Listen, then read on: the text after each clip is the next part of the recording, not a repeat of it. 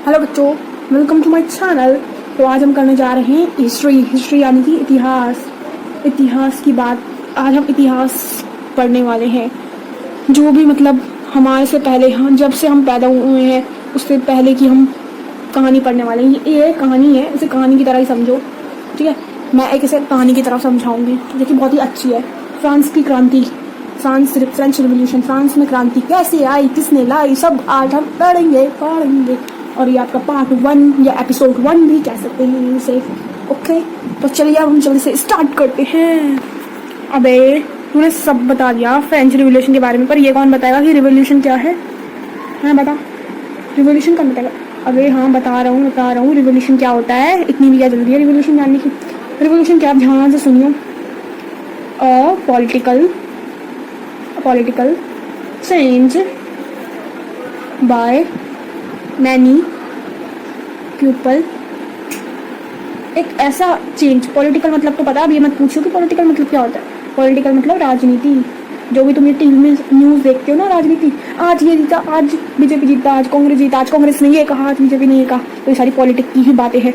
कभी भी अपना न्यूज़ चैनल खोलोगे ना तो आप पॉलिटिक्स को कभी नहीं भूल सकते कि पॉलिटिक्स क्या। जो भी पॉलिटिक्स में जाता है ना वो हमेशा झूठ और फरेब ही करता रहता है। ज़्यादातर जो पॉलिटिक्स में लोग होते हैं झूठे हैं, सच्चे बहुत कम। और जो सच्चे लोग होते हैं ना उनको लोग अच्छे, जो बुरे लोग होते हैं वो उन्हें मार देते हैं। पॉलिटिक्स में यही तो है, तो पॉलिटिक्स को तो तुम कभी भूल नहीं सकते।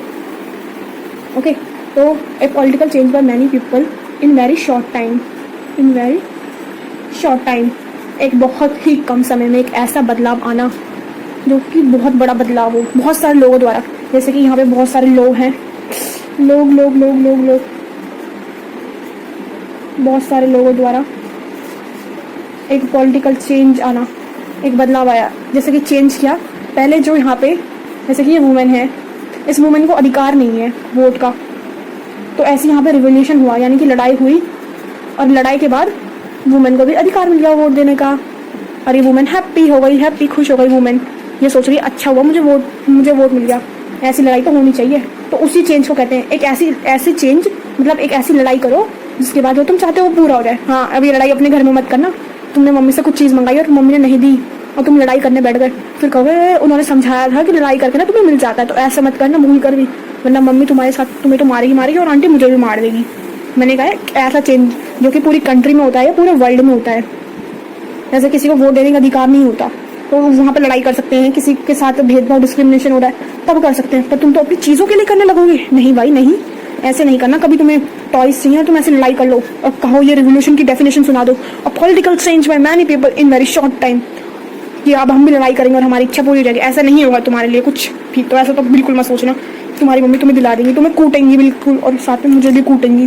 तो क्या समझा रहे थे, इसलिए एक पॉलिटिकल चेंज का है मैंने, बदलाव आना, वो भी बहुत सारे लोगों द्वारा, वो भी कम समय में। तो फ्रांस में पढ़ रहे हैं, फ्रांस में क्या बदलाव आया, तो ये आपके मन में सवाल होगा। फ्रांस में काफ़ी सारे बदलाव आए, तुम पढ़ोगे ना तो देखते रह जाओगे फ्रांस पहले क्या था और लड़ाई के बाद क्या हुआ, देख के चौंक जाओगे। तो चौंकने के लिए तैयार हो जाओ। तुम्हें शौक लगने वाला है कि कितने सारे चेंजेस हुए, तो शौक होने के लिए तैयार हो जाओ। यार भाई इतना उदास क्यों है? मैं उदास तो इसलिए हूँ क्योंकि अब मुझे फ्रेंच के बारे में पढ़ना है, क्योंकि अभी मुझे इंडिया के बारे में तो अच्छे से पता नहीं है, अब मुझे फ्रेंच के बारे में पढ़ना पड़ रहा है। चल कोई नहीं, तू क्लास 10th में आएगा ना, जब तुझे हिस्ट्री में चैप्टर 3 मिलेगा इंडिया के बारे में, तो पढ़ियो। ये अब मैं खुश हो गया, अब मैं इंडिया के बारे में भी जान पाऊंगा, पर अब मुझे उसके लिए क्लास 10th में जाना पड़ेगा। तो क्लास 10th में जैसे ही मैं आऊँगा तो मैं पहले इंडिया के बारे में जानूंगा। ये अभी फिलहाल तो फ्रेंच के बारे में जान ले बेवकूफ़, अभी हम फ्रेंच पढ़ रहे हैं, तो इंडिया पे कहाँ गया तू बेवकूफ़, पिटेगा ना। फिर से रोने लग गया। चल मैं तुझसे एक क्वेश्चन पूछता हूँ, पता कि फ्रांस में कितनी स्टेट्स थी? है ये क्या बक रहा है बे? स्टेट क्या होता है? तुझे इतना ही नहीं पता स्टेट किसे कहते हैं? स्टेट जैसे हमारी कंट्री में, इंडिया में पता तो इंडिया में क्या हिंदू है, इंडिया में हिंदू मुस्लिम सिख ईसाई इतने सारे लोग हैं, सिख ईसाई क्रिश्चियन इतने सारे लोग हैं, ठीक है। तो उसे हम, ये इंडिया का पैटर्न है, इंडिया। तो ये मत बोल दियो कि हिंदू मुस्लिम सिख ईसाई। स्टेट वहाँ पे इसे स्टेट कहते हैं, हमारे में इसे कास्ट कहते हैं, तो वहाँ पे इसे स्टेट कहते हैं।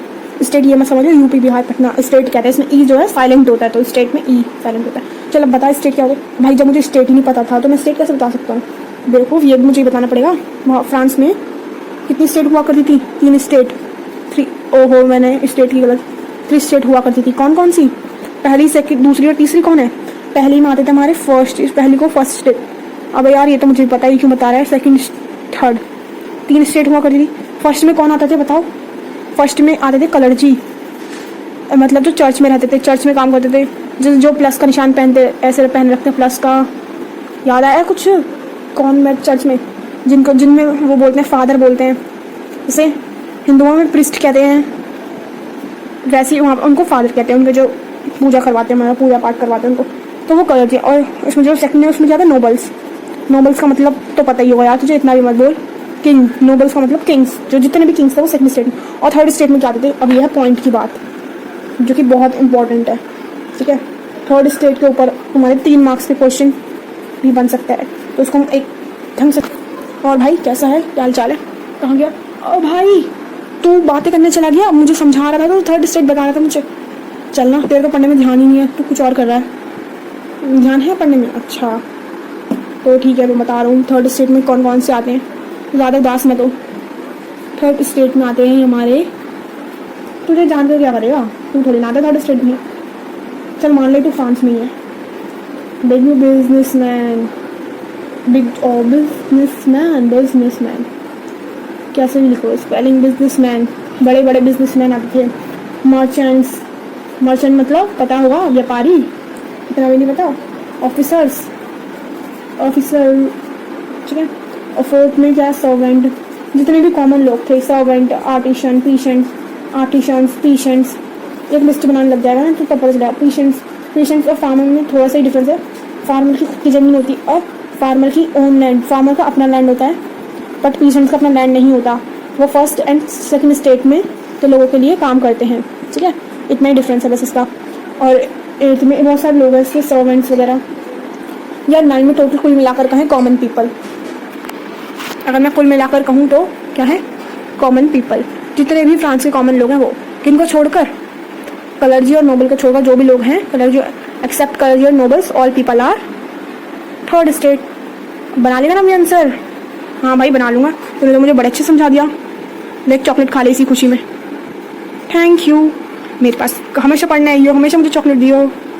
चल ठीक है, ज़्यादा मस्का मत लगा। चॉकलेट दे दिया ना, इसका मतलब मैं कल भी समझाऊंगा तुझे। हाँ इतनी जल्दी कहाँ जा रहा है? रुक जा, कहाँ भाग रहा है? अबे तूने मुझे रोका क्यों? मुझे गुस्सा मत दिला, गुस्सा, मैं तुझे मार दूंगा। मुझे क्यों रोका? जल्दी बता क्यों रोका। पहले बेवकूफ़, जाने से पहले वहाँ की फ्रांस के हाल तो जान ले, फ्रांस के हाल कंडीशन तो जान ले फ्रांस की। तेरे हाल तो मुझे पता है, तू नल्ला, एकदम नल्ला है तू अपने हाल मत देख, तू फ्रांस के हाल देख। ओ मेरे हाल बताने की जरूरत नहीं है, फ्रांस के हाल बता। तो फ्रांस के हाल कैसे थे?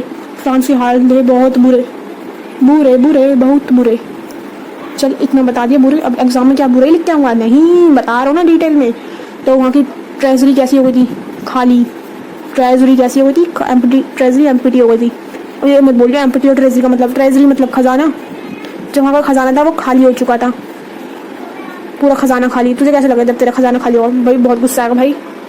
हाँ तो उसे भी ऐसी, वहाँ का खजाना खाली था, वहाँ पे क्राइसिस चल रही थी, यानी कि बहुत बुरी तरीके से हालत चल रही थी। सबसे क्राइसिस यानी कि जब वहाँ पे किसी चीज़ की कमी हो जाती है,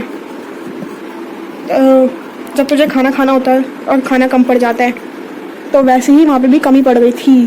तो वैसे लगता तुझे बहुत ही बुरा लगता, ऐसे ही वहाँ पे भी था, मतलब वहाँ पे कमी पड़ गई थी, ठीक है। ट्रेजरी भी खाली हो गई थी, ये सारे। और राजा जो था ना सिर्फ अय्याशियाँ करता था। वहाँ का जो राजा था, वो राजा कौन था? अब एक राजा के बारे में भी जान ले थोड़ा सा। ये राजा, और पहले राजा को तो बना दो, राजा के सर पे मुकुट।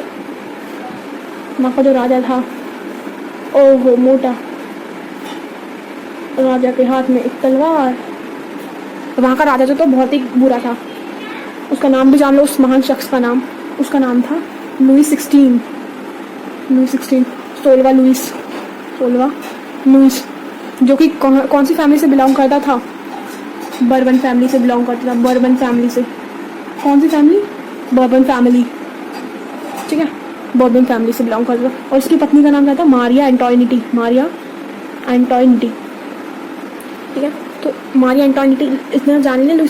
ये बहुत गंदा था। अब देखने की इसने क्या क्या करतूतें करी, इसी के कारण जो था फ्रांस में फ्रांस के लोगों को गुस्सा आया, इसी के कारण लोग भड़क गए, लोगों का मन करता था लोग इसे मार डाले, चूल्हे पे चला ले, मार डाले इसे। तो ये बहुत ही इंटरेस्टिंग स्टोरी है, बहुत मज़ा आएगा पढ़ने में। आप भी से, और जितना मैंने पढ़ाया ना उतना समझ के आना और ये बताना कि क्या क्या समझ में नहीं आया। ओके, मैं कोशिश करूँ कि मैं समझाऊँ अच्छे से आपको।